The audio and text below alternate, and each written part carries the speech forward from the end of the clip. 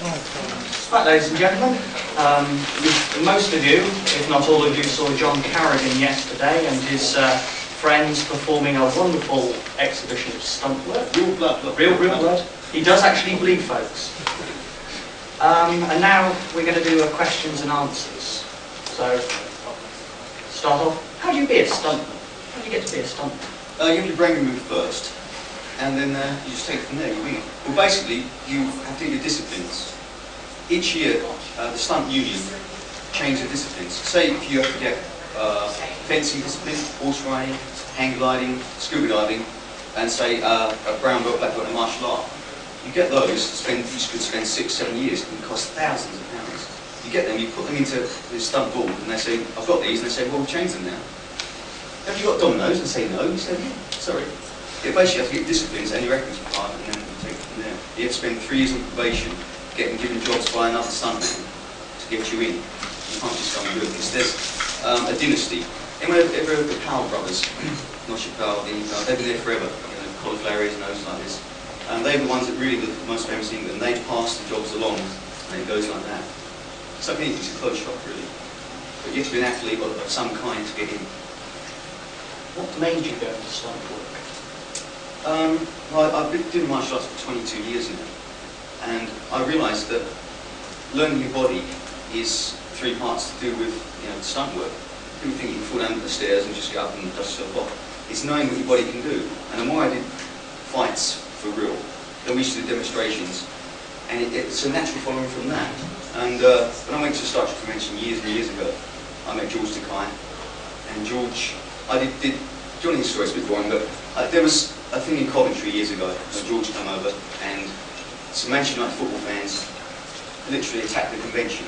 Yeah, there was a showing of Alien, pre-launch showing of Alien, and it was beside the convention hotel, and it was for disabled people. And I was just on the door helping people along. And Manchester United lost to Coventry, in Coventry. They went on this rampage. Okay? So they started heading for these people in standard uniforms and with wheelchairs and things. And instinctively, everyone was getting in the doors. This one girl couldn't get in the doors. She was, trying to get in there. And there's 500 of those crazy things. And without thinking, I ran out, grabbed her, got her through the doors. Just so I got in there, virtually, the first wave got to us. One pulled me around, and there was no martial arts or anything. I just went, panic punch. He went down, a few fell on him. I closed the doors, put my arm through it, and they were trying to pull the doors open, rather than trying to push them through rather than pull them open. Otherwise, I couldn't hold it. Well, because of that, they got me to meet George Takei to thank me. By the way, I died 2 days after that. No heroics here. It's horrible. And they got me to meet George, and George said about I could handle myself quite well. And they always worry about crazy people. It's America. When you do get crazy, it's not like England, they won't even walk about. And from that, I got to do Star Trek security. They used to come over, ring me up, would I go meet science at the airport, Jimmy Doohan or Royce Kelly, and then they invite me to the States, and the more I got into it, the more I got the bug, and I wanted the way in. Unless you can be Laurence Olivier, that seemed to be a natural way in, and slowly from that I learned to act like I learned to do stunt work, basically. I hope it doesn't get rid of anybody, but the bar in the main hall annex is now open. Bye. Sorry, John. That's alright, we can avoid it. We can lose the chairman. Right. Stuntmen being very much the faceless people of the movies. That's why I learned to act. The question was, do you ever get jealous of the actors? Always. When you double for an actor, you do a fight scene or something. Most actors nowadays do their stuff. Harrison Ford can do a lot of his own work, yeah, because he is indie. But then a few years ago, you used to get people like, I'll put their names down, Jason Wingard, you remember Jason? Yeah. Apart from this, Jason King. He couldn't even make a fist, apparently. He used to punch me like this. Not that he was done for anything he shouldn't do. And when you double someone like him, you make them look really good. They sort of do this and go and sit down and have a coffee, and you're flying down the stairs, and he just comes in and, and you think, well, if I could do the same lines as him, I could do everything else he does better. So I think basically, today's stuntmen are a grade up from the olden days. They don't just run, get knocked out and walk off. They can carry a part through and still do a certain amount of stunt work, which I think this is a middle ground between a stuntman, an action actor, and an actor. And it's getting gradually closer and closer. Yeah. It's people like Chuck Norris, Jean-Claude Van Damme, they do their own stunts. nearly all of it. Apart from the only time you won't do your own stunts is if the insurance company says, no, this short film I just did, I had the lead in it, they wouldn't get run over till the end. The idea was if I got injured and killed in the run over scene, then we got the film anyway, you know. Which is really nice. It's practical, isn't it? It's practical. Yeah, the last thing you do is when you get killed. So the actors now are getting back more towards the way the old silent movie actors are. They used to do their own stunts. Yeah, I think they're realising now that if stuntmen learn to act, actors should learn to do a certain amount of their own work. So the crossover is more of a, you know, a dovetail joint. What's the most dangerous stunt you've ever done? Dangerous stunt. Well, I think always fire is the thing that really frightens a stuntman, if anything does. Some people get specialists. You get a high fall specialist, a fire specialist. Some people do water aid. I think when you do fire stunts, it's not necessarily the fire that you fear. It's the vapour. You don't realise when you do a carbon suit burn. We did a carbon suit burn in Manchester. You put this carbon suit on, then you put ordinary clothes on. And on top of that, you put Ego stick. And they say, right, in this scene, you run along.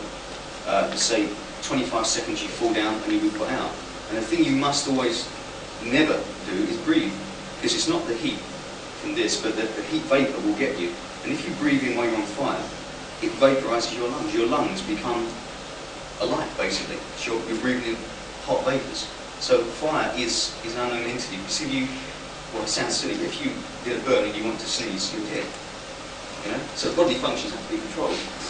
I don't know what else would cause an extra burnout flame. It's a possibility. I saw a bad stunt go wrong with a motorbike guy who had to go through this burning alleyway of flame, and the tyre wasn't flame resistant, and it burst, and it buckled, and there he was in this flame thing, and it melted the front of his visor through to his face. So when they pulled his visor off, there was plastic on his face, and the first thing you want to do is tear it off, which is the last thing you want to do. So really fire is the only entity. It's just like got a life of its own. If you're doing a fall, you control your body, but fire controls you basically.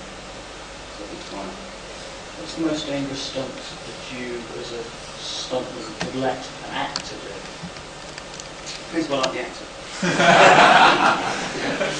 Well, it's a strange question.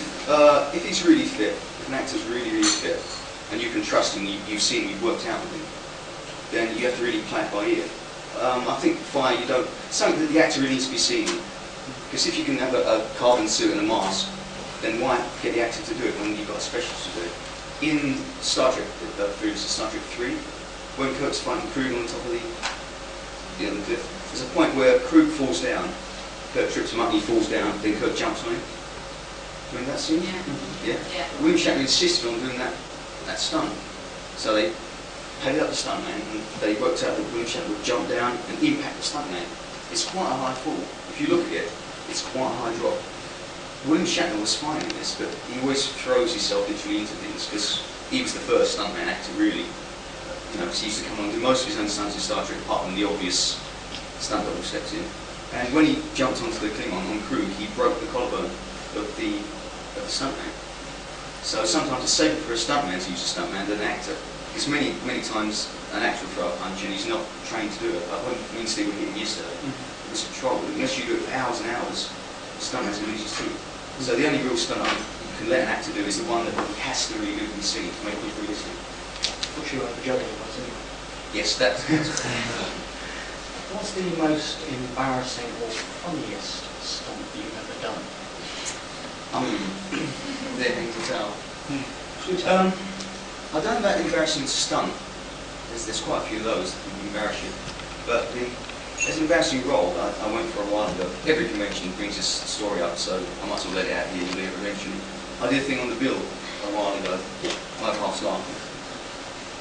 Did a thing on the bill, and the agent rang up and said, "You've got a small part on the bill, you know. It's a good little piece." I said, "Oh, great. Can you be at Victoria Station at 7 o'clock in the morning?" I said, "Yeah, I'll be there. You're a blue-suited man, you know, you're a businessman, you're actually a person. Not in flames, you're not a masterful person." So I went to Victoria Station, met the director and all the bill casters there. So he said, "John, you're a blue-suited businessman." I said, "Yeah, that's me." So he said, "Right, in this scene," he introduced me to this young boy, a 13-year-old boy. He said, this episode's called Lost Boy. And you saw the episode? He said, in this scene, you have to obviously this is about red boys, and you have to pick him up and go into the toilets with him, and I went, pardon? He said, well, you do know you're a pervert in this, don't you? And I said, no. He said, didn't your agent tell you? I said, no. It's too late. You know, all the real characters are there, and you can't say, I'm not going to do this. So for an episode of Real Ops, the pervert. And the bad thing was, the embarrassing thing was, they had to hide the cameras. So I got attacked by an old lady. The scene was I had to talk to a young boy, go in the toilets, and we're seeing coming out afterwards and discuss with the people. And she, they hid the cameras in a trolley, Tesco's trolley with a bag there. So otherwise the public keeps looking at, what's the camera? And when I was walking along with this young boy, she'd been watching us do several takes of this scene, you see. And she came up, I'm disgusting, quick, call a policeman. And I was sort of like, get off, And when we actually got to the toilets, these two men decided to step in and try and beat me up. So this is why they're called a stuntman. yes, and when I went to teach my martial arts school, the day it was screened, I walked in, did the bow to the students, and none of them would bow in front of me. There was that guy. So I had to live with that for a while. You've been involved with almost all the Star Trek movies and with the first season of Next Generation. What was that like? Well, how can you explain it? Basically, from all your point of view, how many Star Trek fans here? How many people like Star Trek? Well, as I said, because my background came from conventions, when I actually got into the industry, the first thing I had to do was remove the fan part of me until the right moment. Okay, because when you imagine walking on the bridge of the Enterprise, what's the first thing you want to do? Sit in the captain's chair, isn't it? And you're meeting people in the back, the producer, director, and you're going, be professional, And when they walk in, like seeing Spock in his ears and seeing Kirk come up and, introduce yourself as J.T. Kirk, you want to go, wow, here's Spock, and you say, oh, pleased to meet you. Hello, professional. And it's just incredible the feeling of it. The reality and fantasy crosses over so easily that when I did a scene on Next Generation, it nearly ruined it for me. Because imagine if you're put in a Starfleet uniform, it's my first ever thing in Hollywood. I did the Cold Vision Star Trek in virtually the same 2 weeks. Thing on the Cold Vision Star Trek, so I was completely blown away, They said in this scene, we're filming stock footage. Whenever there's a red alert or anything goes wrong, people run about the ship. So if we film lots of this, we can get it over for the whole season. I thought I can do that. So there's various warp-ons extras positioned in different parts of the ship. I said, right, when a red alert goes, you're going to go here, go there, the captain's going to come this way, get out of the way and carry on. Fine. So I'm sitting there, standing there in my uniform, all very proper. Has to be tailor-made for it, fittings and everything. But we take on the uniform so you can know she was. And they said, right, background, which means get ready. And no one said action. I didn't hear anyone say action anyway. The red alert bars flash, and I'm waiting for it doesn't come on, does it? It's post-synced afterwards. But being a good Starfleet fan, you don't move until the red alert goes on. So everyone started to run. And I'm looking at the bars, and I thought, I can't hear it. And I went, oh God, and then I realised. And so there's this crazy, nearly creaming the captain of the whole so it's things like that, you have to really remove yourself from the fantasy of it and get totally professional with it. If you got asked the wrong question, does this button, is this the phasers and is this the photons? And they say, that's a plastic thing like you make a picture and say, I knew that. But that's the only thing. You have to act professional when it's time, and then you can go, wow. I mean, once on the original sets, the motion picture sets, they said to me, it's Richard Arnold, I've been reading with Gene Roddenberry and everything. They said, we've got to go somewhere there for an hour and a half. We can lock you on the sets on your own, just security guard outside, or you can come with us. Which one to do? We'd be bored here. I said, I'll stay here for a while. It's a bit right out there, I'll stay here for a while. And they looked at me and said, really? Yeah, well, they knew. So doors go clang and you go, the Enterprise is mine. So, what would you do? I was in the chair, photo on face, running out there into engineering. Then I nearly got killed in engineering. Imagine that, come back to be dead in engineering. the lift that goes down when Kirk stands on it and it goes, it's hydraulic. The hydraulics weren't turned on, were they? So I climbed up the ladder, went down the lift. So it's incredible feeling. You were like a kid in a candy store. Anyone would be. Because if you lived there every day, you would maybe get used to it 5 years or so. But because it's like, that's what got me in the industry, was inspiration of Star Trek and martial arts with Bruce Lee. When I actually got there, I always tell the story, my ambitions were to push the button coach chair and be involved with Bruce Lee's school. And after 15 years, I did both. When I got on the bridge, I went beside this button, and I said, at the minute silence went, done it. I thought, if I can do that, you can do anything. Because how many people say to you, stop giving up on these conventions, you want to get anywhere, get a proper job, get a life, basically. And I always had this belief that somehow, if I stuck at it, I would do those things I wanted to. So what's next? You tell me. Well, basically, I'm supposed to be going over there in February or March. They're giving Bruce Lee a star in Hollywood on the Walk of Fame. And we've got an invitation to the party and a screening of a film called Dragon, which is the story of Bruce Lee's life, with Bruce Lee's wife and son. And then after that, I'll visit Walter Koenig, who's a really good friend of mine. And apparently, I've got this possibility of having a tryout for Deep Space Nine. So, fingers crossed. So, in a year or so, if we were to phone you up, you might give us all the inside gem on that. It's possible. Watch, you probably see this thing running around the corridors again. I'm late. So, if we go back and look at old first season Star Trek, anybody who's nearly charges into Picard. Spot the job. There's a brilliant scene that they cut out because of they have SAG, which is Screen Actors Guild, is SAG, Screen Actors Guild, and there's one union. We've got equity, but they had two unions at the time. And unless you get a Maria Hartley and a special sanction, English actors can't act over there. Then they stop Patrick Stewart, Maria Curtis. There was a scene where they chose me because I'm looking cute. They said, pardon me, when this scene, you go around the corridors and you bump into Worf. You literally hit a Worf. So, and you look up to Worf and where the camera's pointing at you. And he sort of glares at me, and I step to the side, and he walks on. Picard with him. And he says to Worf, remember, Lieutenant, for someone it's always the first red alert. And they walk off. Great, and we did this scene, and I hit-butted Worf. And he killed me. I hit-butted Worf, looked up, stepped to the side, and they said, right, this is an upgrade, it means you've been focused more on, you've been focused more. But because I wasn't a member of SAG then, or SEG then, it was just like a favour. They let me go over there because of who I am, who I know. They couldn't use the scene. Heart-rending, Never mind. I understand you like climbing mountains. I do lots of silly things. It's because, I don't know, whether it's Kirkisms, James T-isms, I have to see if I can do things, live on the edge. Two things. Once I went to the Grand Canyon, and I had to stand with my heels on the edge going like this. Take a picture, I can do this. And I didn't realise the ledge I stood on was 2 inches thick and it jutted out, and I thought it was quite a cliff.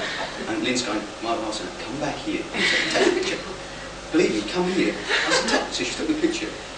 And when I came back and when the film developed, this ledge jutted out and it was 2 inches thick, right out, and I thought it was part of it, so I did that. And I went to Yosemite, filming Star Trek 5, and while James T's climbing El Capitan, well, what else do? You try and climb it as well. So I was with a friend of mine, basically, and without any ropes or anything, I sort of come up this thing, we got to this ledge and we stopped at there, about 200 foot or so, and we were actually getting knackered, is the word. And we looked down and thought, well, by the time we get down there, it's going to be, So we climbed down, and my friend, when we got down there, said he was going to do the driving, he left his glasses up there. He's like, I can't go up there and do it again. So I had to go up there and get his glasses again. We imagine people like 100 years time climbing this and there's this pair of glasses. Aliens being down and so basically, while he was climbing one side, I was climbing the other.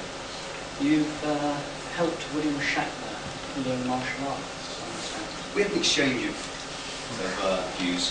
When I did security for William Shatner, when he knew that I did martial arts, we started talking on that level because he's really into it. He did boxing and karate during Star Trek's initial run. Then throughout the years he carried it on for the motion picture, and then he took up Aikido and learned from T.J. Hooker. He was always running about and doing things. So I looked after him once, and he invited me to his room at a certain time. I appeared there, and he put his bathrobe on. And we had a martial arts session basically. And I kept getting flashes of his red underpants every time he had a kick. I'm trying not to look, And we got so carried away with the martial arts that once he came with a punch and I pulled it down and pulled it on his face, and I thought, my God, he's Captain James T. Kirkman punching out my hero. When you meet your hero, you punch his teeth in. So we had a good few hours of that, and he's got a bad reputation for being arrogant or big-headed or a pain in the butt. See, not bum, but pain in the rear end.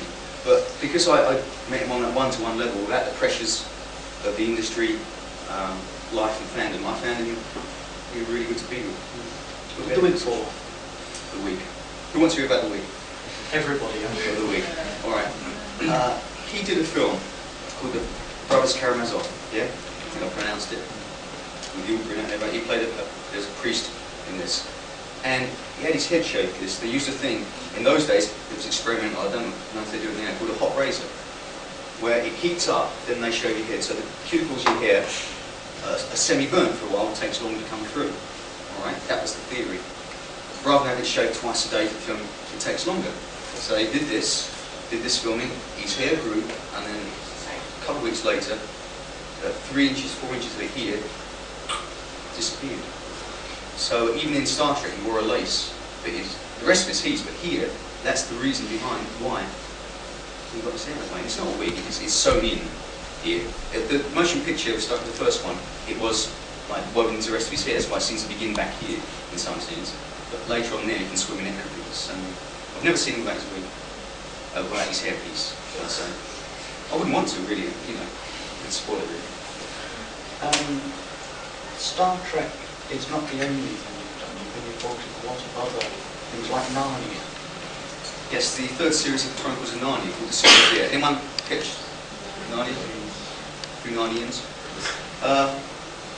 Again, I wasn't myself in this. A good tie-in here. What a good time. You can pass this round. I was phoned up by the BBC, hence the BBC bag here. And they said, you're quite fit, aren't you? And I said, yes. And they said, do you mind confined spaces? And I said, no. Do you get claustrophobia? So I said, no. Fine. Can you come for the interview? So I went to the BBC for this interview. Basically, they wanted 4 rock men. To be the Queen of Narnia. She has these weird rock creatures, right? And they follow everywhere in this season of Narnia. And we went to, we went to the Peak District of Wales, and then we went to, Peak District in Derbyshire, then we went to Wales. I was nearly right. We went on location, and there was me and lots of dwarves. All right? I'll tell you a story about the dwarves. You don't want to say the wrong thing, do you? Ever. If someone's got a spot on their nose, you don't want to look at it. You immediately start going. I was thrilled to meet these little chaps. They're fantastic characters. The first time I walked in the hotel, it was 6 o'clock at night, something like that, and they're all sitting there around this set of stools. And I put my head around the door, and they all looked round. Yeah. First thing that came into my mind, I said, "It's all right, it's not Snow White."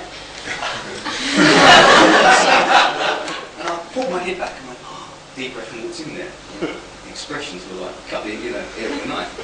But we became very friends. Anyway, yeah, Narnia, it was a brilliant experience. I had to have this rock suit on, which was made of this. Top was made, the rest was lycra, padded out as if you made a rock. A bit like Yarnik, Star Trek. You saw Yarnik, Savage Curtain, wasn't it? Rock creature. And then on top of that, we had to wear armour. Okay? Real weapons, real swords. And in most scenes, we were under the ground, 200 foot in the Peak Caverns of Derbyshire. Where was an underground lake in Wales, Viking ships, fantastic sets. In one scene, we had to go on this tunnel, really, like a water tunnel. Right? And the clearance was about 5 foot. The suits he had on was nearly 7 foot with the helmets, everything, the heads. So you had to sort of go sideways like Hunchback of Notre Dame through these things. They had made holes in the wall to put some automatic cameras just to get you past them. Alright? But apart from that, it was pitch black down and they put some lighting in. So we're going on these things. I've got dwarves to the left of me, dwarves to the right of me, jabbing with my spears, and I'm not going to see. And, you imagine a claustrophobic because this mask, then the armour, trying to foot down, and you're thinking, keep hold of yourself. Also, we had a power failure. Everything went out. Now, we've all seen darkness, but you've never seen darkness like that darkness. You're encased in like Man the Iron Mask, and you're bent double, and you can't hear anything, and you're in tune trying to find the ground. Behind you, you've got this frenzied midget who's starting to get panicked. Now, the one in front's turning around trying to launch your spear. So you're trying to stand there, and all you heard was BBC, "Don't panic, lovers, we've got you lot." Lovely, darling, lovers. And it took 15 minutes for the power to come on. We couldn't go forward or back. So you bent double 15 minutes, and you think, what am I to die? You know, you've had ambitions all your life to be an action actor. You're bent double in a rubber suit in the Peak District, and this would be your lot. I thought William Shatner would do this. So we came out, and a lot of them were passing out. They had to be brought out because some of the dwarves that were with us, lovely kids, lovely things, but they have this bone here that sometimes affects their breathing. And it's hard for me, it was impossible for them. And they passed out. But the rest of it, loads of it was fun. Except there's 4 main guards, we looked alike. So we called ourselves the Narnia Turtles. Because we're all martial arts, but a lot of people there did martial arts, but we had these weapons that looked like turtles. So we always team up. We started pinning badges on to say we were, and then swapping the badges about. In one scene, they said, right, the place is going to blow up, this castle. It's the last scene where the castle's blowing up. Can you stagger? So well, I've watched Star Trek, can I stagger? So I did our best Star Trek stagger. And they said, well, anyone comes towards you, you're the Queen's Guard, you don't care about these smaller rock men, get them out of your way. So they said, actually, it's one take, so everything's blowing up. These 5 little dwarves come towards me. So I'm sort of panicking and blowing up. And so I went, get out of the way, used too much force. So, like, 10 pins went everywhere. And there's this earthenware pots. One hit the earthenware pots and they exploded. Yeah. So Carrigan going, where's called cut? He said, right, who wasted the dwarves? So all us 4 Narnian turtles got together. Put your hand up, all the same. And then the scene with the Queen of Narnia from this big slope. Now either side of us is this lake under the ground. They found an underground lake. Got a Viking ship, brought it down, God knows how, and actually filmed under there. In this scene, she has to push her way through us, the 4 guards. You know the old Doctor Who film when you go da da da da da da. We imagine that when you walk along. Da, da, da, da, da. So she's pushing her way through us. You can't see much in this thing anyway. And you're trying to get 4 o'clock in the morning, you're trying to get the scenes done. And as she pushed her way through us, they screamed, "Can't hold it, don't anyone move!" And we thought, well, we're going to slip in, there's water there, water there.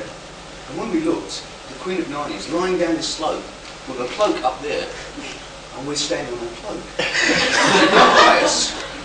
And we found her on the water. She's like bouncing on this thing. And you think, well, do I lift my foot up or don't I lift my foot up? So they rescued the Queen. Right, who did that? All of us were there again. So Tom Baker was Puddle. He was the Narnian marshmallow. Now I know lots of things about Tom. He was a drunkard and everything, but couldn't get a nicer person on Narnia. Also worked with him on a thing called Lord. And he was incredible. He kept pushing peppermints through the mast. We were sort of flagging. He'd come along and be a chap. And we were on top of this mountain, you do this scene underneath the ground on the mountain. Doesn't make sense. There's a mountain underground. And the director kept saying, look, no time wasting, because time's money, the famous last word. And just to pee them off a bit, just to stop them treating like he had mad cow's disease. Just when he said, okay, action, he went, and ran and headbutted the camera. Things like that really stand out in your mind. And he made me go for a drink with him. I don't drink, I drink Coke. He made me go for a drink with him, dressed in this Narnia thing. And he had his martial thing and walked into this place in Wales. I don't think he'd seen life before than what we walked in. He didn't know what a spaceship was outside or not. And you could see they were teaching me how to drink wine and stuff. So you had the only drunk rock creature in Narnia. Thinking about. Yeah, it was a great time. We did 25 days on that. But this, I passed this around. The only problem with this is my face is in here. Basically, they do a cast of you. You've seen a cast on television. It's the most horrendous thing. The same people did me, did Robert De Niro. If you like to have a look at this. What they do is, they cover your head in what you call alginate. Put 2 straws in your nose. So they do half of you. You're sitting there, you're naked from the top upwards. Yeah. Then they cover the other half with freezing cold. It's been freezing cold in the fridge. It's green stuff. And they put it on in every crevice apart from these 2 straws, in your ears and everywhere. You sit there. Then they put plaster of Paris on top of that. So you start claustrophobic. And then they take the straws away. And just keep relying on their fingers to keep these things. And they have to keep touching you every few minutes to prove They said, can you still hear? You know, yeah. And you can hear your own bodily functions. All you can hear is, see if you're still alive. But they did to Robert De Niro for Raging Bull, and he panicked and tore his stuff off because it's a weird feeling. I was on the edge of panicking. You think, no, I'll do it. But you think, well, your nostrils are closing up, you can hear your own, brain gurgling. It's a whole experience. But anyway, in that is the negative version of me. So I had to wear that for 25 days. And at the end of 90, they're nice enough to give me it, or else. I understand you had a little upset with John called Claude Van Damme. Yes. This is martial arts connection. I got to go to lunch with. Anyone know John Claude Van Damme? No? Not heard. Well, there's a thing called what's the thing? Universal Soldier with someone called Dolph Lundgren. He's the #1 martial arts person. I've put a picture of him in the auction for who wants to get my autograph photo. We went to this dinner with Van Damme, and to say he loved himself is an understatement. Really, he's blonde, blue-eyed, and gorgeous, and this business. All the girls just go. I had the same problem actually. So we had dinner with him, everything was fine, and then we went to dance at this nightclub place. And I had this black trousers, black jacket on, and I took my jacket off, and I had this white shirt with red braces. And I didn't realise that he had this black shirt, black jacket, white shirt, red braces. And so I'm dancing about, and I've turned around, and we're like twins. He thought I did it on purpose. And he's turned around to me and gone, like this, and I said, so he's part piece jump into the splits. So he went boom and then went to me. And I jumped into the splits. He don't do that to the start, He stood up, good. Wait. And I thought, God, that's it, my film career is finished. You see, upstaging people is one thing you don't do. So accidentally I, trod on his toes. So I realised, she said, I can't do that, John Claude. You're wonderful. So you never going to overcame it? Not with John Claude Van Damme, no. You pleased about that? No. In the business, whether you like people or not, you've got to just treat it like, they're your professional person. When you stop cameras on, some people don't talk to each other. These films, Star Trek cast are very close, even though they get a little bit ratty and boom chat sometimes or whatever. But a lot of cast programs, the second the camera stops rolling, they never touch each other. Imagine kissing someone you hate. Some people married might do anyway. Sorry. But you have to put your prejudices out the window and everything. Just trying to be professional. That's the word you're trying to use. Is there any film you would like to have worked on and never did? I'd like to have done something with Hardy, because I think it has such a scope for action, and it's a great love story, and lots of stuff. Basically, anything that I can use the martial arts talents with some acting ability, rather than just dying or being a pervert on the bill. Did anyone see Harry Enfield shows? I've done quite a few Harry Enfields. And Bottom. Anyone see Bottom? Yeah. There's an episode where he goes to a hospital. Have you seen the hospital one? Yeah. They phoned me up and said, I want you to be on the Zimmer frame, he was stunned. So they plastered my legs up. And he comes into the hospital, and I'm at the front of this queue, standing, basically in pain. And Rick Mull pushes his way through the people, gets in front of the queue, looks at me and says, what's wrong with you, terminal? Throws me off the Zimmer frame. You get things like that, that are there for a second, but they're things that get you known to pass on, so I can jump over Zimmer frames. Is, apart from the Star Trek crew, is there anybody you really enjoyed working with? You get to do so many things that programs blend into one. I think Tom Baker does stand out because he didn't have any ego. You get the main problem is you've got extras, then you get grade ups, which is walk-ons, you get actors, you get stuntmen. Each one uses their own niche. You get these actors that click together, the extras are there, the stuntmen are there. Tom Baker was everyone. He was concerned for absolutely everybody.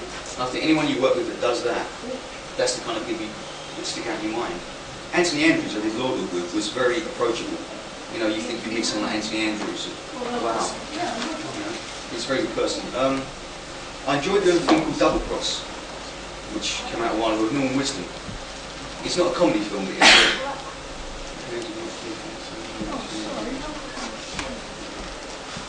there's the auto cue there. Yeah, we did Double Cross with Norman Wisdom. He's a very nice person. The reason why I enjoyed that, I actually got to put some input to it.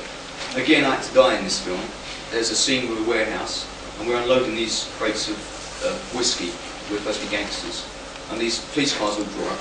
Bernard Hill was in it. He was the voice of the black stuff. He also used them for this.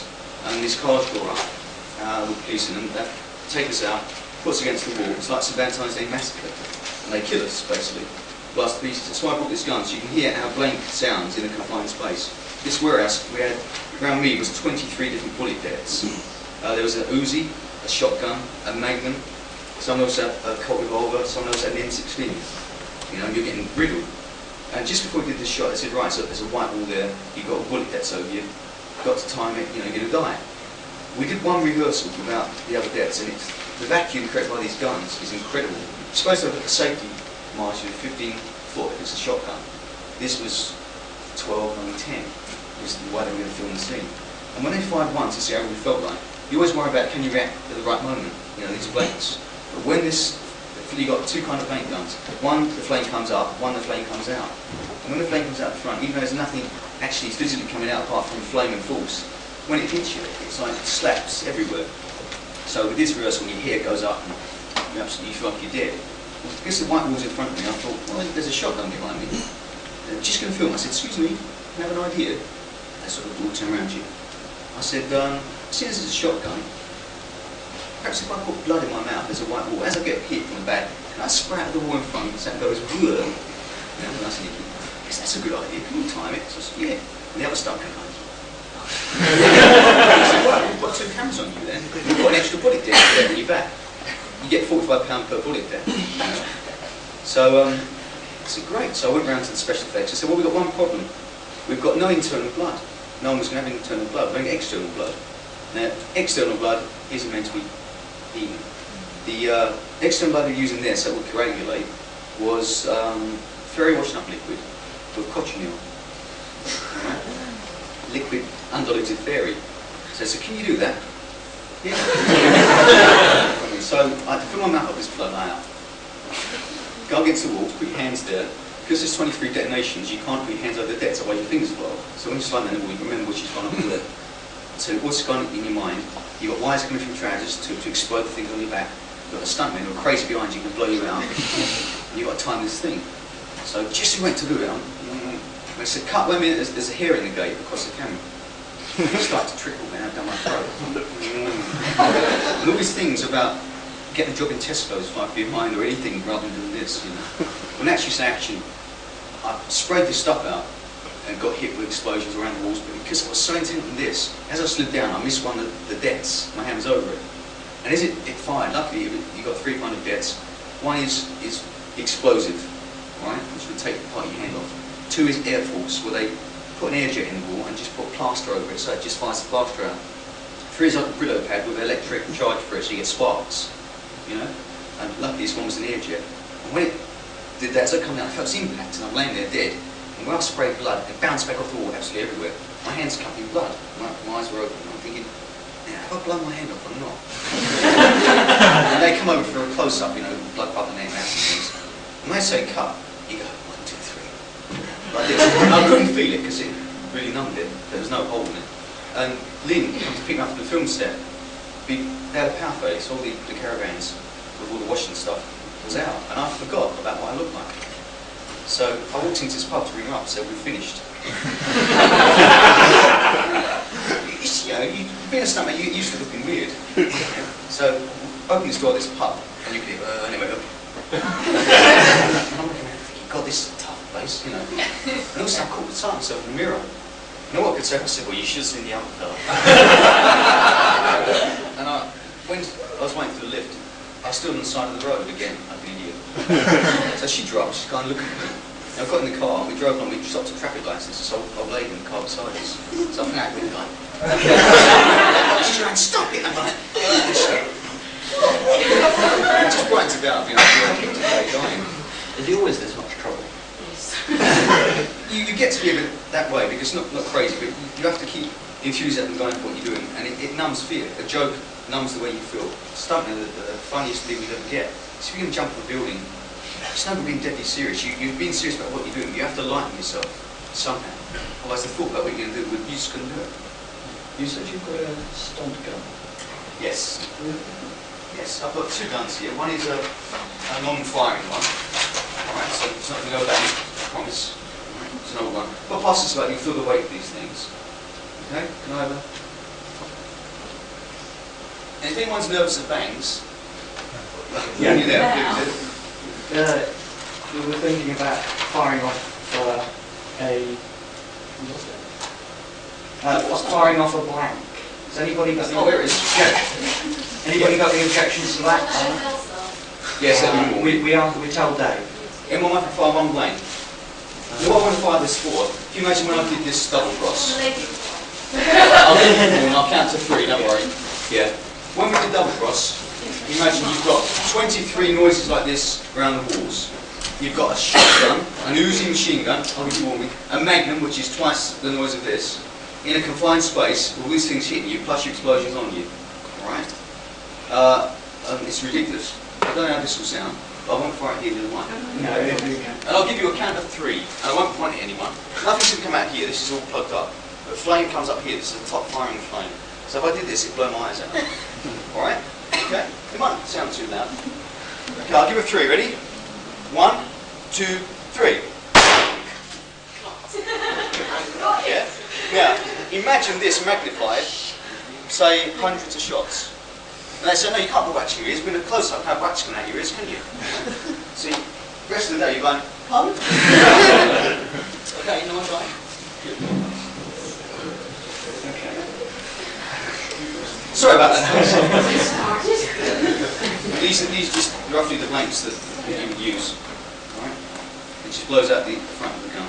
You can have front-firing ones. There's a program that used to be called, when it's I did the theme tune from Holding Out for a Hero, which is done team's theme tune. It was, what's it called? Anyone know the program? Cover-Up. Yeah. John Eric Exman. He was a brilliant actor, did martial arts and everything. When they did one of the final episodes, he got a blank gun for a joke, put it to his head, pulled the trigger. And it sounds funny, but it wasn't a top fire, it was a front fire. Yeah? And it blew this part of his brain through to this one. No bullet, but the force killed him stone dead on set. And just because the actor hadn't thought about what he was doing, you know? The actor wasn't a stuntman. The first thing we do, wherever we go on set, well, they give us a gun, and they say, there's nothing in it. First thing you always do is this, always. You know, don't trust anyone's word for it, ever. Because it's your life as well as the person you're with. Right, that's one. You've got the stunt gun, is the other one if you want to have a look at this. Much less anyway. Any questions? Questions? Two parts. First one, what's your favourite stunt sequence in any film? Second part is, what's your favourite stunt sequence that you've actually taken the part in? Favourite sequence of the film? Or TV? There's so many these days. What with Terminator 2, I mean, that was full of stunts. Really. I think the thing that impresses me on some of these films is when you see long falls that are obviously not just like cuts of a small fall. There was a film years ago where Dar Robinson, the famous stuntman, he played an albino. Yeah? I think a lot of you might remember this scene. He died, he got killed. And he had to go backwards out this balcony, firing this gun 6 times with just thing around his ankle like a bungee rope. I think that was Stick. This is an old film. With Burt Reynolds? Yeah, Burt Reynolds, that was, yeah, because Dar Robinson was a really good friend of Burt Reynolds. And to do that stunt, he couldn't look behind him, which was, you know, which was a real good thing to do. To trust that this bungee rope isn't going to kill you, could snap anything, and to actually keep firing this gun and keep the acting. He was a stuntman who learned to act. He had parts that you could get to the end of the film with a spectacular stunt. So that's like an action actor.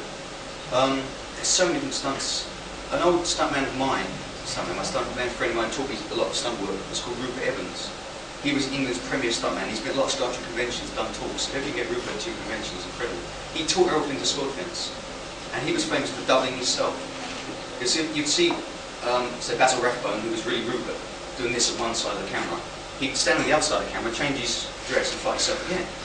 Right? He was in the Beatles films. He was a great friend of Errol Flynn. He was in the original Oliver. He was in everything. He got dragged over to Chariot in Ben-Hur. Some of the things Rupert used to do, they just used to do. You won't just jump out the window. I'll do it. I think my favourite stuntmen now are the Chinese stuntmen, Jackie Chan. They're crazy because they don't use breakaway glass in China, but they can't produce it. It's just too much trouble. They use raw glass. They don't use full mats. If they did a 25-foot fall, they'd fall on concrete. An English stuntman would say, I want an airbed at least 20 foot thick. They're incredible. They realise they're going to get hurt, so they book the hospital room before every film. It's true. So they don't waste time. Yeah? They know they're going to be in the hospital whatever happens. So they basically do the stunt. And I did a film, my stunt partner Steve. I said, Steve, I've got you involved in the film, martial arts film. Great. It was for someone who'd done Chinese stunt stuff with Jackie Chan. Now, I'm massive black guy called Winston Ellis. And we do fight scenes entirely different to what I do in China. As in this scene, Winston's going to kick you across the jaw. You know, he's going to elbow you in the face. And you think, right, be a camera angle. It's okay, ready to fight. One scene I did, I had to do a hook kick to his head, which he blocks. And then he returns a kick to me. Okay, Winston. I've hook kicked to his head. As I've hook kicked to his head, full pelt between my legs, lifting me up in the air, dropping on the floor. Steve comes towards him, elbows Steve right across the jaw, kicks him, he's on the floor. Cut, that's good. Next scene, where's it going? We learned very quick that Chinese, they don't believe in camera angles. They just believe in punching. So my ambition is not one. My ambition is not one I've done. It's one I want to do. I want to kick Winston Ellis full pelt for a win. You agree, Steve? Yeah. We did a show called Clash of the Titans. 5,000 people in Birmingham. Big place in Birmingham. Best martial arts in the world was there. Winston Ellis was there. We had to do a fight scene with Winston Ellis again. We choreographed this with him for 2 days. When it comes to the fight scene, his mind wiped. He didn't remember anything. So he just basically attacked us. He had a baseball bat in his hand at the time. And he came to me for real with a baseball bat. And when it comes to Steve, he wasn't supposed to do this to Steve. He got the baseball bat and smashed it between Steve's sternum here. Steve was down on the floor, kicked me across the arena. I'm on the floor. I'm thinking, yup, that's definitely the thing I want to do is to jump on Winston Ellis' head and grind to the floor. If they'd have told us you're going to get paid X amount of pounds, can they really kick you? Then you consider it, you do. Because for some dramatic scenes, you have to be kicked. We saw our stunt show yesterday, we were connecting with body hits to a certain degree. Right? We could quickly, you know, if there's enough room to show you, our camera angles would work for a punch or a kick. And we wouldn't have to kill each other. Right? But best one I've done, most impressive one I've done, we had to do some things in Narnia, I think in the suits.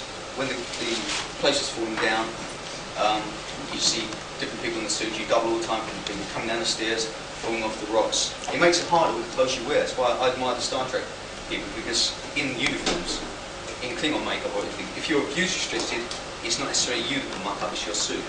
How many people saw my wig yesterday, keep pulling them over my eyes? Well, that damn wig was down here half the time, wasn't it? Yeah, I did a Batman stunt show. When the video came out, we did a Batman promotion. Michael Keaton's the same height as me, so I was Batman. I've still got the suit. We're in Birmingham next week. We're doing a Batman stunt show at Con in Birmingham. One thing went wrong with that was I'd rehearsed all the fights without the suit on. When it came to do the fight scene, this chap has to run me with a carving knife. I turn, kick him through these boxes, he bounces, and that's it. We had 16 people fighting us. When it came to time, the actual night, 5,000 people there, searchlights, we had a big building, we had machine guns, everything. When it came for me to kick this person, I went to look at him to see where he's and judge it, and the back head won't turn, will it? Like that. I thought, oh God, he's coming with a knife. So I said a silent prayer for him, because I knew what was about to happen. I had to really take him. I said, forgive me.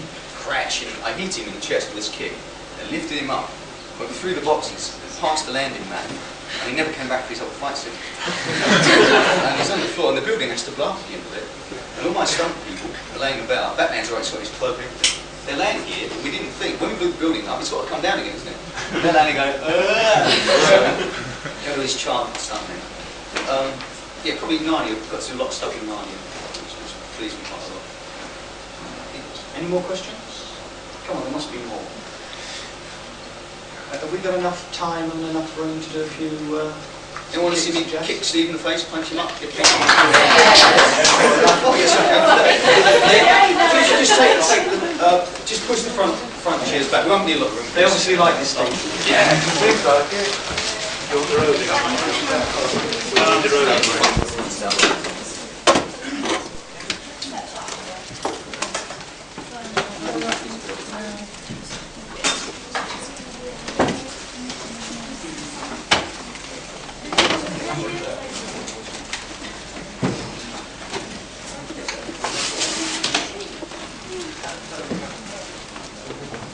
Yeah, if you want to just through the corner like you do around. If you're behind the post there, we'll be about here. Okay on that? Yes. Is Elizabeth Woodburn in here? Yeah. Could you clear your room, please? Yeah, it's clear. Could you hand your key back, or is it going to start charging you for another night? And I'm getting complaints from the bar staff. There's a poor barmaid there getting cobwebs sitting on her. If you want to get a drink, Sure, please get do a it. drink and I'll... Yeah, Have you got seconds. Sure. You've got time. If you want to get a drink, Get the barmaid there looking absolutely bullshit.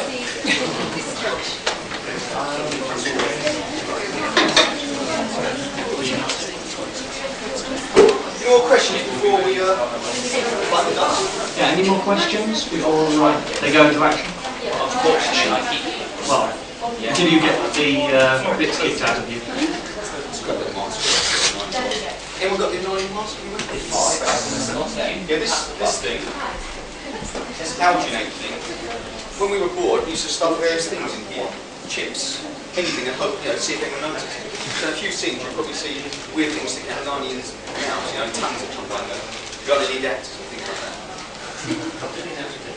Yeah, if there was a plaster of Paris pouring in this now, you turn it out, it would be my face. Because it's got wears for a long time, it needs to fit something.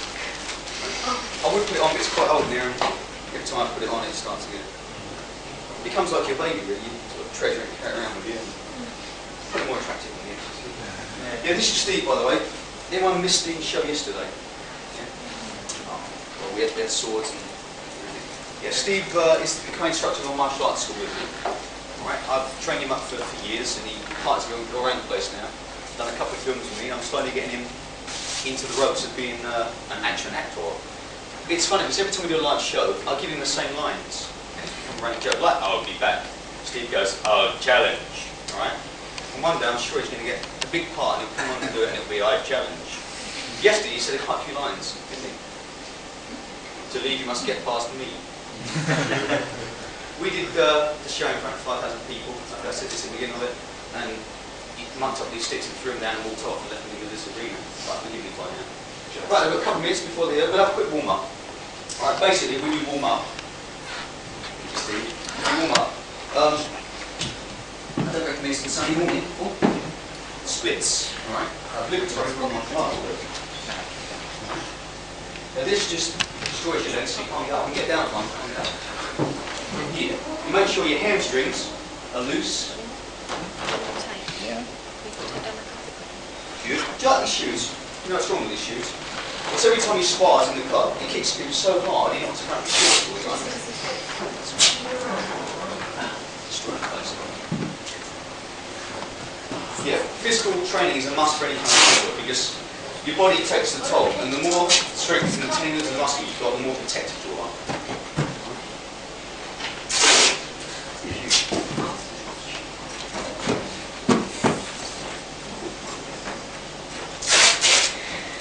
What I'll do is I'll go through a few basic kicks and punches, and you can give me a flip and stuff, which you use in film, and I'll show you the equivalent how it will be in real life.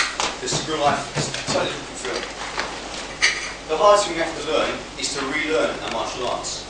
In real life, we're taught never to telegraph our moves. Why is to make them short, sharp, destructive. In the films, because you might get people in the audience eat a bag of popcorn and something, unless they're watching it all the time, they're going to miss the action. So you have to wind up things, make them wider. Like our swords yesterday, we make them wider, whereas in real life we might make them very short. Okay, so all the things we'll do will be longer. So you've got a minute, don't worry. Okay, one good exercise, in case any of you want to do aerobics. This is good for your hamstrings, one side. Alright, and the other side. It's brilliant for constipation as well.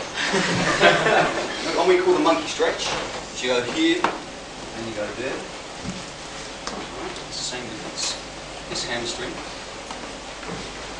Various coordination drills we do. Do you ever see Lauren Hardy's coordination drill? Easy nosy. Easy nosy? Who can do easy nosy? Right, have a go with me. Ready? Coordination. Come on, sit like this. Right? And when you go here, here, here, here. Right. Easy nosy. Ready? Now you're going to go like that. And like that. And like that. Yes, you're not going to. Come on, look at these brave people. Come on. What, if I can do it, look at you can do it. Ready? Easy nosy. Right. 1, 2, 1, 2. I just told you this because if you can coordinate your body, then you can do it in a fight scene. So if you come to my school, you learn easy notes. You know, what's up, mate. That's why she's doing the programming. She's going to be able to be I have to well coordinate coordinated. everything at once. So when you show this video back, and I'll buy a copy, you see this stuntman going easy nosy, right?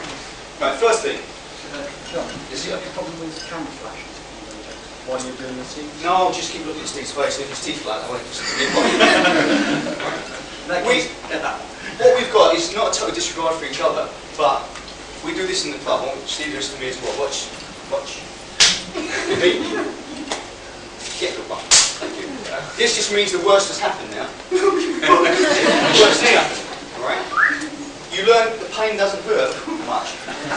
So when you have to do imagine these scenes where William Shatner, you've seen Spock get slapped, Kirk used to get slapped all the time. It's silly if you see him keep passing and missing an airplane, because you know they like hit that woman. Well, wouldn't be better if everyone hit her. Okay. So when you get really face slapped in the film, you must anticipate it. That's the hardest part. And once you learn how it feels, it doesn't worry you so much. It's not like a groin kick, you can't really practice that. Okay, right, first thing here. You go a little bit that way, Steve, just so I don't slide and slide too much. Right, you try what we call a hook kick. A hook kick is anything on a round line. Right? People from this side, if you just want to change chairs, will see a hit. People directly here will see the miss. Yeah? Because we practice a lot, we get quite close to things. On a camera, you can fake the distance by missing this much. But when it's live and people are theatre in the round, you have to come close to roughly everything you do. Okay, Steve? So, hook kick. This is a lead hook kick.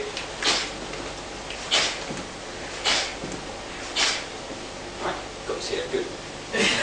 So, you try it and judge it, because we practice injury to degree. If in a fight situation for real, we can only go for broke every time, you're going to get prosecuted by the law. So if a man comes up and says, who are you looking at? You say, no, if he goes to kill you, you can knee him in the leg, rather than going, right? The person up, right? So your lead hook kick is a good one if done in conjunction with a reaction. Okay? So Steve, I'll kick you in the head, just put your head, boom. And again, one more. That's a lead hook kick. A side kick, which you'll get front on first, this is a front end kick. Right? He'll do this to me afterwards. I'll do it at the end of my talk. A side kick position. A side kick is anything with the bottom part of your foot on the side angle of your body. Alright? You see it pass here, do with a reaction. Alright? Okay? So in this position, if I kick him in the teeth, you know, sorry Steve. And again. More. Good. Now if he stays there, you'll see from the side how close you have to come with this. Alright, so he's not actually going to move now. And he trusts me. Psychic. Good. One more. Go. Good. Last one, really hard. Back kick step. Good. Hook kick. And again, hook kick. Here. Now you can mark time, right? Right, you've got a reverse hook kick. A reverse thrust kick, which comes from the back leg. So you can imagine going for the groin, you push up. More visual. Yeah, it's further to travel. That position, round Steve. If I went here, what you learn to do is dissipate. If I go to his stomach, if I go to his stomach here, you actually impact, and you dissipate. Rather than going. We learn that your body must be in movement as you adjust it. Because if a kick's let loose and Steve comes forward, I can't press him regardless. Okay? If I'm going to kick like this, I'm going to kick him, he steps forward, I've got to perceive and think, oh God, and pull it in or push it out. Right? That's why knowing your body is very important when you do these things. For a punch angle, let's have an old hit and block. Steve did a lead hook. Yeah? He does a lead hook, I'll come across with like a John Wayne film. Then we show that way, martial arts will be different. Yeah? So, he does first the hook with lead arm, but then nice and hard and then we do a reaction. Okay? So do lead hook, one block, lead hook. That's what he's going to do. He will put his arm there. I will put my arm here. So you're going to have a 1 and a 2. So you build up the fight. So 1 will be here. This position will be the here, alright? Now rather than blocking your arm, they'll be here, not tap. 1. For a camera angle, that will be the position of it. Alright? If I go 1 block here, then I hit his stomach and he blocks it. Then he hits my head. Bang! You build up a fight scene. Alright? I block a high and I'll duck. So you start low. 1. Now from here, I might knee him. You consider me for real. Not one, because I like it. So again, you use passing angles. If I pass by here, everyone there would see it here. They just pass. That's the pass position. Okay? If he passes with me, everyone here, the camera will see this, but everyone from there will see it here. Because you're going with the punch. If I did this, go, oh, I reacted the wrong way. It doubles it. That's why the person you're doing it with probably has to be conversant with what you're doing. Let's say, bomb cell, don't punch, alright? You punch, I'll bomb cell in, chop it out. So it goes here, I'll deflect it 1. No, you here, I'll deflect it, no, you up it go. 1. This will be a position. Alright, now the groin kick. Love this one. Yeah, if he lifts up the right, what I'm going to do is going to hit his buttocks. And hopefully he'll jump. See? You can hit the inside of the thigh. Because the camera, right? See? The camera cheats the eye. Now, we would be dubbing on this. Because there's no hit on the film, you have to create your own sound sometimes. So that, you go, alright? Again, fight scenes. Difference between real life and film. Okay? If you're in a film and he grabs my arm, yeah, oh yeah, you're villain, and you bring, look this way a little bit, you bring this up here, that's a film. Okay? If I did that in real life, as he grabs my arm, watch what his leg does. Okay? So what we get to do, in real life, do grab Steve. I can be here. I can go to a flow position. I can elbow him, go to arm work. Alright? If he's going to do a hit to my face, rather than blocking him one, hook one, and hit him back. A real life martial arts situation, you hit, you hit again. And you're still around if he wants to carry it on. Alright? We use heads, we use elbows, we use kicks. Again, if I'm here, Steve comes and grabs here, that's the kick to the leg, to break his leg.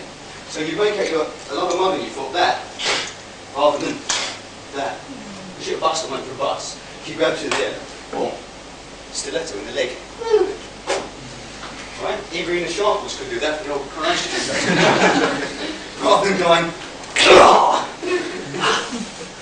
first time, please.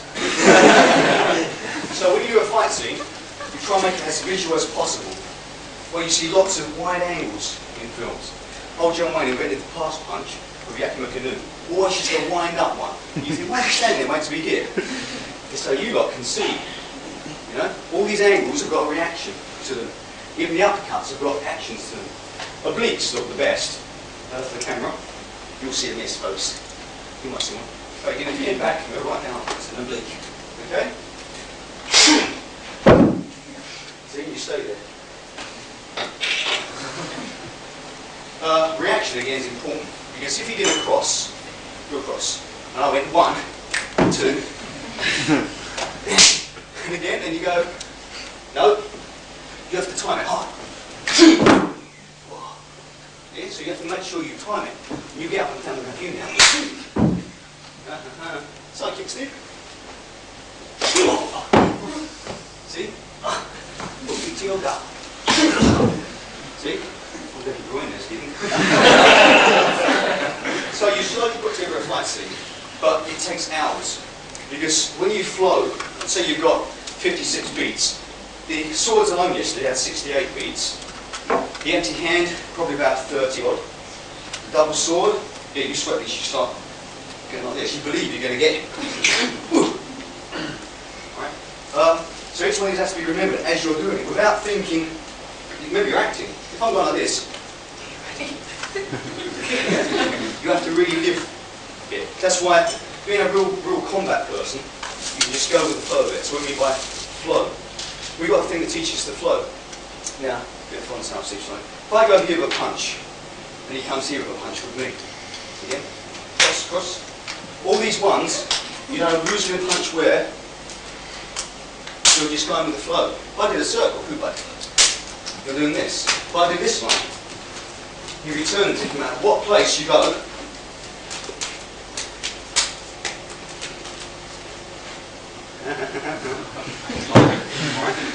So if a person in the street came up to you or something, you don't know what that person's going to hit you with. Say he just does a grab thing. Now I took the hairs off his armpit, yeah? He's mine, yeah? Shall I? No. If someone's going to, your perception has to come up from martial arts a lot. If I'm standing up in Ireland, we have a thing called drink tea and think water. If I'm here, this is my drink tea, that's my think water. Alright? Everything is up here. Because no one's going to think he's going to break my toe. You're going to think you're going to go, you're not, you're going to go, bye. Right? So people come to the classes, expect, I can't do the splits, I can't do that. You don't have to. For practical martial arts, especially for a woman, okay? Bare hook, Steve, front on. If I'm here, I can't use my hands, but my bum is a handy weapon. We've got the Patagonian buttock. How to train your bum then? Well, you stand against the wall, basically, and you go, you shoot yourself forward. If you can get that wall whack, it's going to be like this for the rest of his life. So martial arts and screen martial arts are different. This would really be that, practicality's sake. You can't always, by law, poke someone's eyes out. Alright? Flips and shrugs. If I punch Steve, he does the old catch it, Steve. One. Then he crushes it. Again, you're reading it. Alright? Brings me down. Here, brings me up. Brings me down. Brings me up. I've got room to flip. Yeah, I'll flip. This is a flip position, right? So go down, up. Down. Flip. Boom. I'll do it again.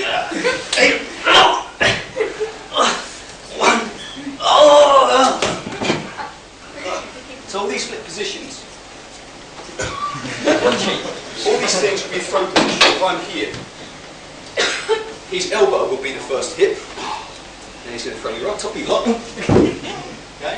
If it's real life, you'll break my arm. If it's a film, you say cut. For every film, you do maybe 3 beats. This will be a 3 beat. Snap kick to groin, hook kick to head, hook kick to head. Yeah, me to you. This will be 1 beat, it's going to have block, block. So 1, 2, 3, 1. Cut. Do you get cut? Alright? If he did reverse thrust to spin, you agree with that? Yeah. Yeah? Okay, reverse thrust kick. 1. Cut. Make up. You put it together with a hit situation. Okay? If Steve did a cross, and moved to the side cross, cut. You pick up exactly the same point. You don't see that they've been 2 days, well, they've been maybe something else. Yeah? The next one, cut. See? Each one's a different one. Yeah. Lock, flow, on lock, go. See? Take down, rock. See? Cut. Alright? So each one of these is easy to do for a film. You can dub on all these. When actually doing it as a situation, it's difficult. Right, any questions, Ben? Okay, I think it's a good time to... Okay. Sorry, we... Just one question. Yes. I saw a lot of karate bits in there. I do a little bit of karate myself. Yeah. What else do you, what other kind of martial arts do you use? I've done 26 different systems. 26 different systems.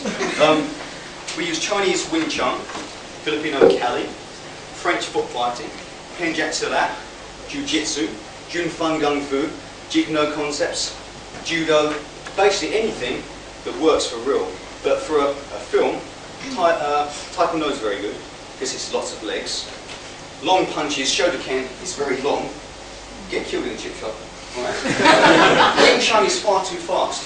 Wing Chun is trapping. Okay? Something I like to for real life isn't good for film.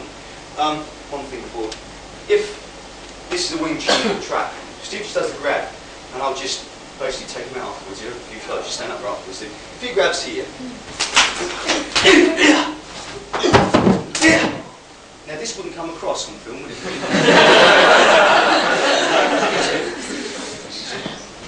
Now if we went through that slowly, you grab here, I hit here, I hit here, I do hits here, I elbow, like a takedown. So you hit them 6 times before you put them down. Okay?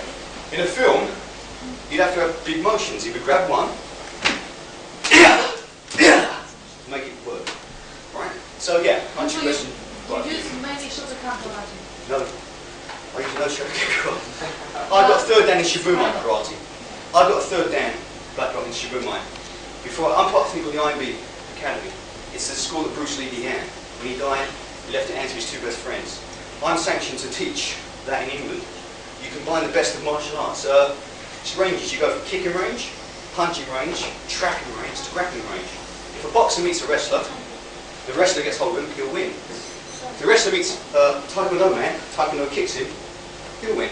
Whatever range you're in, look, what range is this? Cuddling range, isn't it? You're in the car. If he gives me a cuddle, go away. Yeah? Go away. I can't say. So it's the range you're in, you've got to get used to. I might be the best kicker in the world, let's in the phone box. So Western boxing is great until your arms are tied up like this. So Bruce's idea was to mix all the ranges of the arts. You don't put any one art down, it's always something to offer, but so you blend them, it's important. It's like a balanced diet. I might have beans, but I have to mix them with vegetables and something else to make, otherwise it constipates. Okay? Well, thank you very much for listening. Thanks very much.